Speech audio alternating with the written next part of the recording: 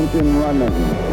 Liftoff. We have a liftoff. The educational content we have is in a mix and match system, meaning that any teacher should be able to take the bits and pieces that work best for what they're teaching at a given time.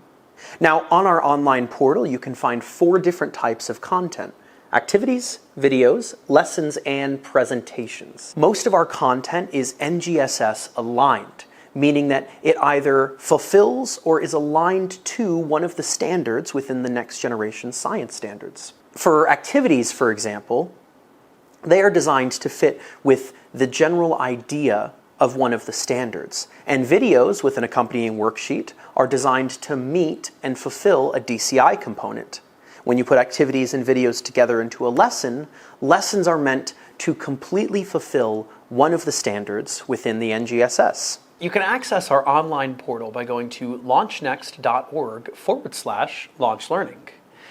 You can log in with the credentials provided by your administrator, and from there search through all of our content, such as by narrowing your search through one of several fields like grade level or NGSS, or simply use a keyword search.